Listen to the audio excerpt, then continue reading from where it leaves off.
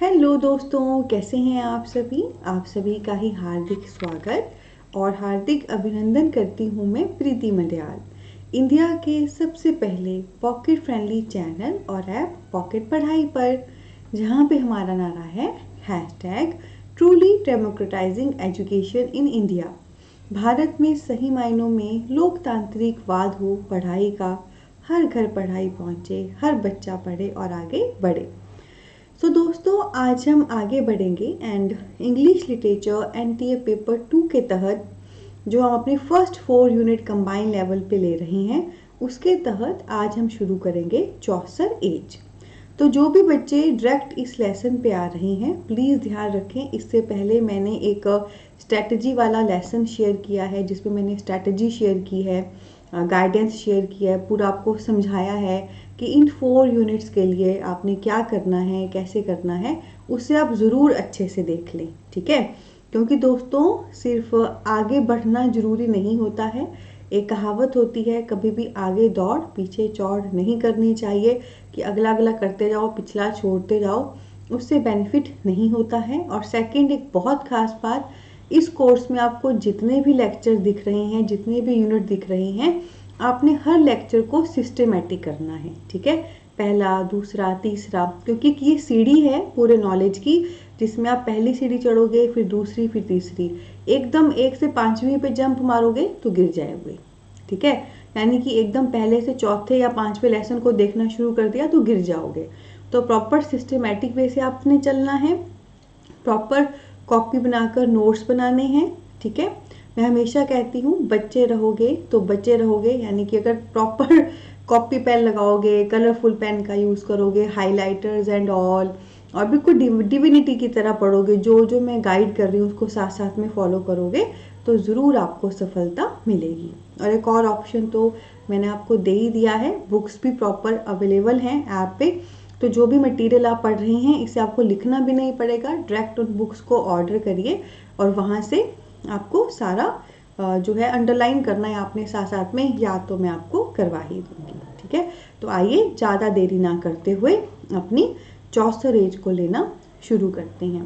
दोस्तों, सबसे पहले यहाँ पर मैं आपको बताना चाहती हूँ कि चौसर एज क्या है, इसमें कौन कौन से राइटर्स हैं, कौन से वर्क हैं एग्जामिनेशन पॉइंट ऑफ व्यू से, वो सारा हम बहुत अच्छे से एक्सप्लोर करेंगे, ठीक है। तो सभी अपनी सीट की पेटियाँ बांध लें।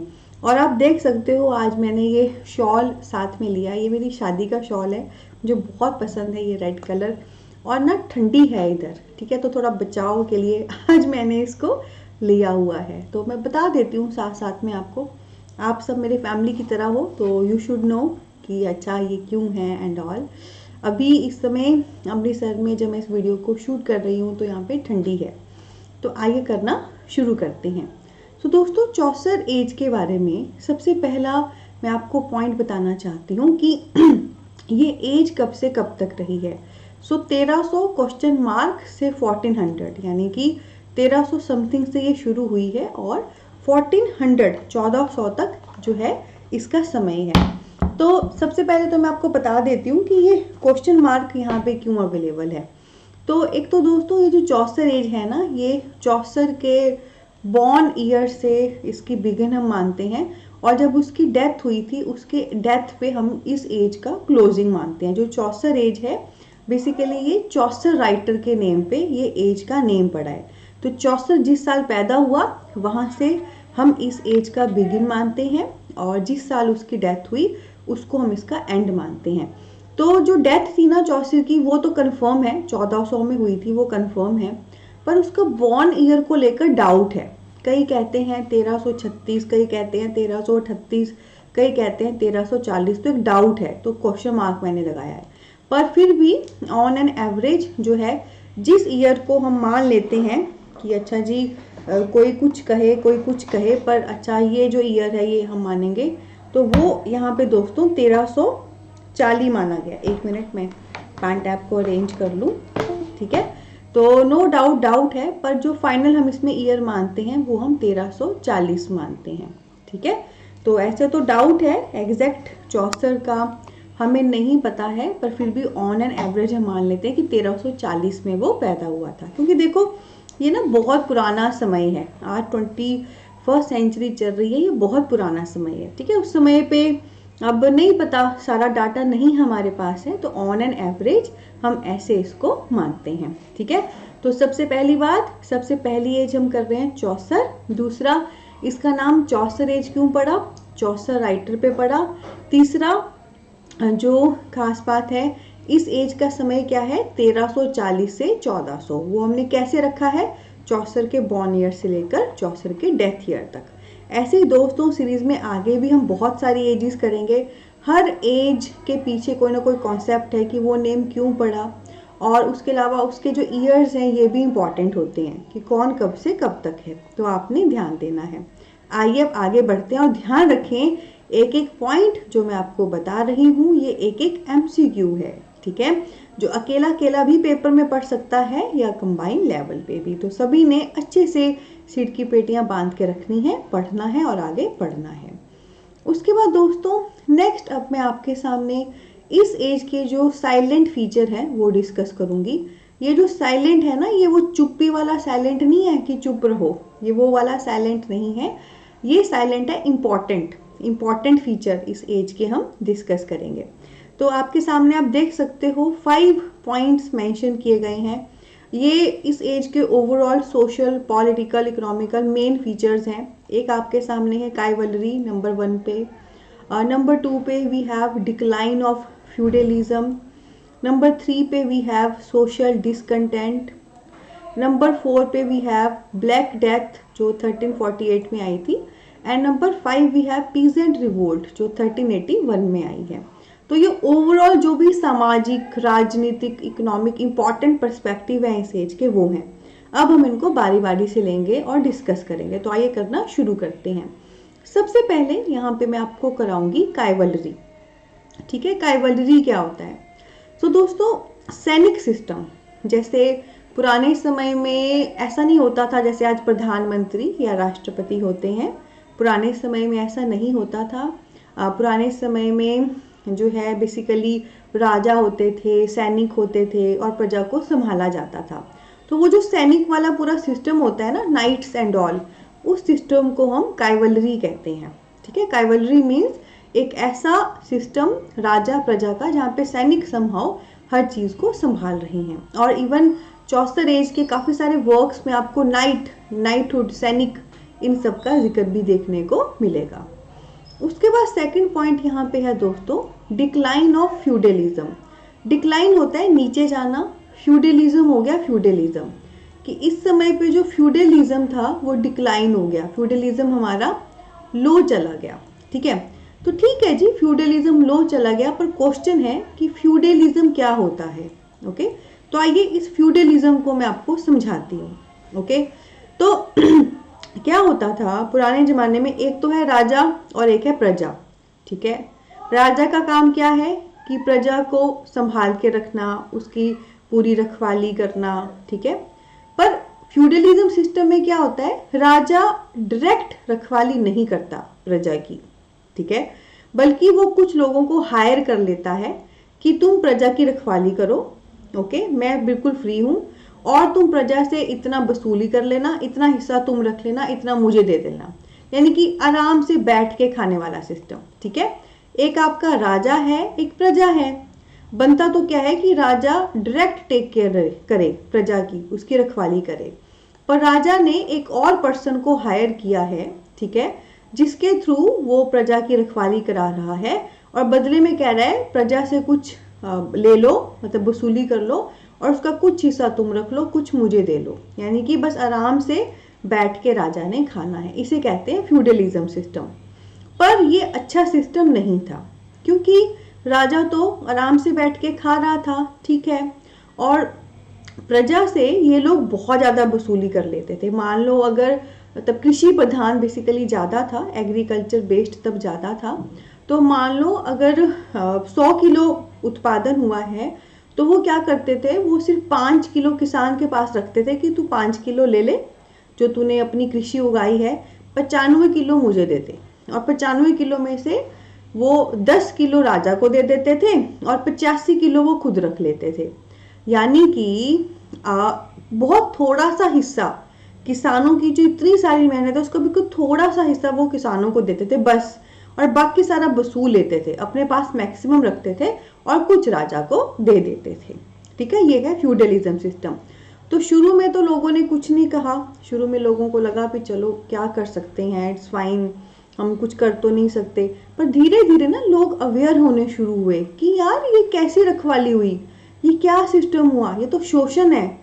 हमारे पास इतना भी नहीं है कि हम अपनी रोटी पूरी खा सकें, तो हम अपनी जिंदगी कैसे चलाएंगे।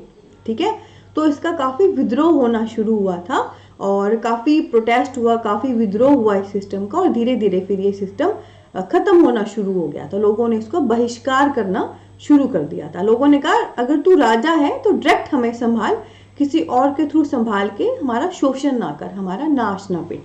तो फ्यूडलिज्म ये सिस्टम है, राजा का किसी को हायर करना प्रजा की टेक केयर के लिए, ओके, डायरेक्ट नहीं करना और बदले में वसूली करना। ठीक है, उसके बाद दोस्तों थर्ड पॉइंट है सोशल डिसकंटेंट।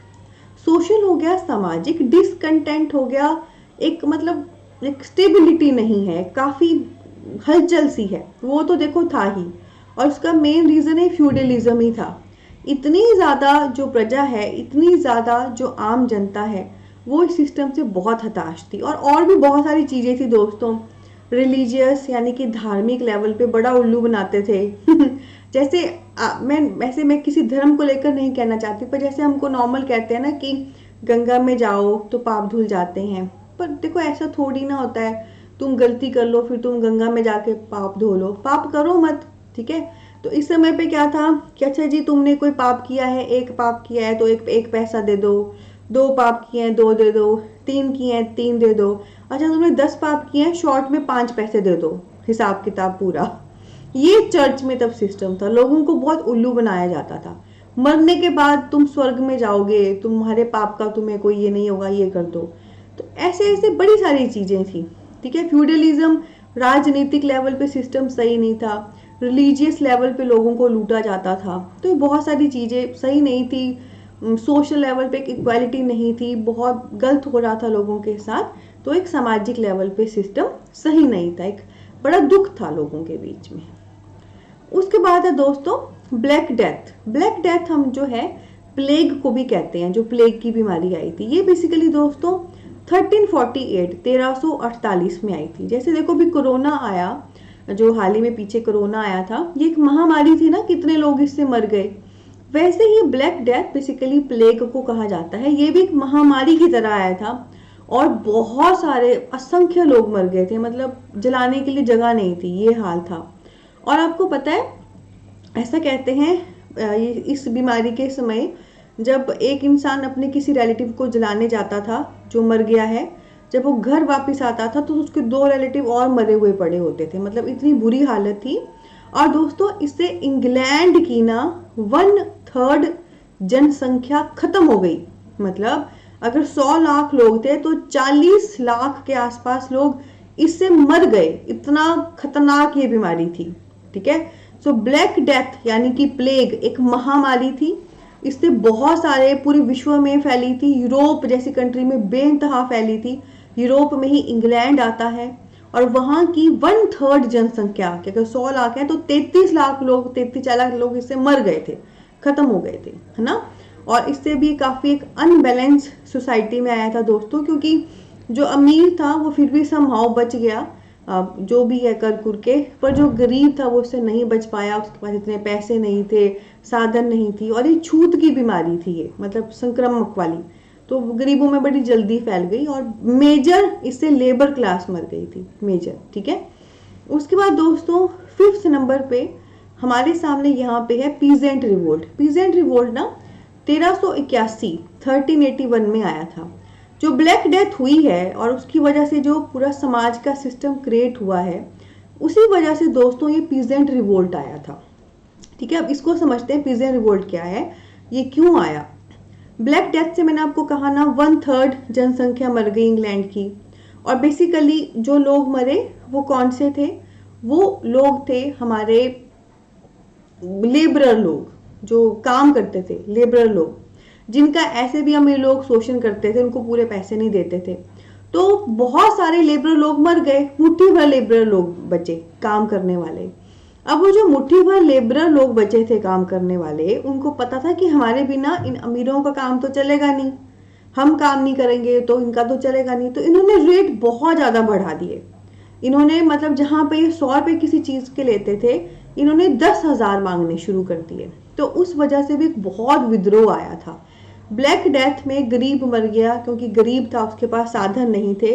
पीजेंट रिवोल्ट में अमीरों की वाट लग गई क्योंकि जो पीछे गरीब मरे थे और गरीब जो कम रह गए थे, लेबरर क्लास, जिनके बिना अमीरों का काम नहीं हो सकता था, उन्होंने फिर खूब सारे रेट बढ़ा दिए थे और एक दो गुट टाइप बन गए थे, एक अमीर के और एक लेबरर क्लास के। पर लेबरर वालों ने बड़ी फिर बहुत ज़्यादा मतलब बोलते कि जोश होश ये वो बड़ा कुछ हुआ और फाइनली इस वजह से भी सोशल अनइक्वालिटी ही रही। तो दोस्तों ये इस एज के मेन फीचर्स हैं। और आपको पता है जब कभी हम कोई भी एज करेंगे ना, जैसे हमने एज के नाम को एक्सप्लोर किया, क्यों वो नाम पड़ा, उसका समय पीरियड देखा वैसे ही उस एज के हमने ऐसे फीचर्स भी ज़रूर देखने हैं, इससे एक आइडिया लगता है। ठीक है, जैसे अच्छा क्योंकि इस एज में हम आगे राइटर्स पढ़ेंगे, उन राइटर्स के वर्क देखेंगे, तो आप उनको तभी देख पाओगे, आप उनको तभी समझ पाओगे जब सबसे पहले एक रूह आपकी जुड़ी हुई हो इस एज से। ठीक है, क्योंकि एक बात मैं आपको कहना चाहती हूँ, मैं हमेशा कहती हूँ जैसा होगा तन वैसा होगा मन, वैसी होगी लेखनी। यानी कि जो भी आपके आसपास आपकी बॉडी देख रही है, महसूस कर रही है, फील कर रही है, उसकी छाप आपके मन पे पड़ेगी। ठीक है, और जो छाप आपके मन पे पड़ी है उसी से फाइनली आप लिखोगे, है ना। आप वो ही लिखोगे जो आपने फील किया है, देखा है। तो इसीलिए किसी भी एज को करती बार, उसके राइटर्स या वर्क करती बार, सबसे पहले उसकी बेसिक क्रस्ट जरूर देखनी चाहिए कि बेसिक फीचर्स क्या है। उससे आपको आगे का जो है काफ़ी हद तक कैसे वर्क लिखे गए होंगे, वर्क में क्या कैरेक्टराइजेशन होगी, वो काफ़ी हद तक चीज़ें क्लियर हो जाती हैं। ठीक है, और जब हम नेट लेवल की तैयारी करते हैं, जो डॉट डॉट डॉट में नॉलेज होता है, ये इस प्रकार से जुड़ता है कि एग्ज़ाम में आप इसे अच्छे से क्रैक कर पाएँ। ठीक है, तो अभी के लेक्चर में दोस्तों इतना ही है। आने वाले लेक्चर में हम आगे बढ़ेंगे। एक खास बात का ध्यान रखें यहाँ पे जो चीज़ें आपने गूगल से देखनी है, मैंने आपको 5 फीचर कराए, chivalry, feudalism, social discontent, black death and peasant revolt. तो इसमें से आपने काइवलरी टॉपिक को गूगल करना है, फ्यूडलिज्म को, ब्लैक डेथ को, पीजेंट रिवोल्ट को गूगल करना है। गूगल करते ही बिल्कुल टॉप पे जो 4 या 5 लाइनें आती हैं वो आपने लिख लेनी है। इसके अलावा पीछे मैंने आपको बताया इस एज का नेम चौसर एज है और ये इसका टाइम पीरियड है। तो नॉर्मली चौसर एज को भी आप सर्च कर सकते हैं गूगल पे और नॉर्मली बिल्कुल टॉप पे जो लाइनें निकलेंगी वो आपने नोट करनी है। देखिए दोस्तों, मैं आपको जो भी पढ़ा रही हूँ पूरी लिस्ट आपके सामने आ जाएगी, राइटर्स की, वर्क की, कॉन्सेप्ट की, टर्म्स की, थ्योरीज की, जो जो करनी है। पर उसको कैसे बेस्ट करना है, कैसे एग्जाम ओरिएंटेड करना है, वो भी मैं आपको साथ साथ में बताऊंगी। अभी आपको समझ तो आ गया, आपकी फाउंडेशन भी हो गई, कॉन्सेप्ट भी क्लियर हो गया, है ना। अब इसी फाउंडेशन को, इसी कॉन्सेप्ट मेकिंग को हम एक और लेवल तक, बेस्ट लेवल तक लेकर जाएंगे कि आपको कोई भी किताब भी ना लेनी पड़े, आपको कोई पैसा भी खर्च ना करना पड़े और आपकी तैयारी हो जाए ऐसी कि कोई भी एग्ज़ाम इंग्लिश लिटरेचर का आए, चाहे वो टीजीटी, पीजीटी या कोई भी, आप उसे ग्लोरियस कलर्स के साथ जो है क्रैक करें। ठीक है, और इश्क मोहब्बत और प्यार हो जाए आपको लिटरेचर के साथ। तो जो भी अभी हमने पढ़ा, इसमें जो भी गूगल करना है मैंने आपको बता दिया। अब दोस्तों कैसा लगा आपको सेशन? अगर अच्छा लगा है तो ज़रूर सेशन को थम्स अप दें, प्यार दें और हमारे चैनल पॉकेट पढ़ाई को सब्सक्राइब करें। ये इंडिया का सबसे पहला पॉकेट फ्रेंडली चैनल और ऐप है। साथ में दोस्तों बहुत खूबसूरत परिवार है हमारा, फेसबुक, इंस्टा, टेलीग्राम पे, हमें वहाँ पे भी ज़रूर फॉलो करें। सिंपली सर्च करिए पॉकेट पढ़ाई, जहाँ पे भी सर्च करेंगे आप मेरे भाई, आप आ जाएंगे हमारे पर्सपेक्टिव को। तो इसी नोट पे लेते हैं अलविदा। बहुत सारा प्यार और ब्लेसिंग। आने वाले लेसन में हम आगे बढ़ेंगे और इस एज के जो मेन राइटर्स हैं and literary influence and all, उन्हें एक्सप्लोर करना शुरू करेंगे। बहुत सारा प्यार और ब्लेसिंग। Take care.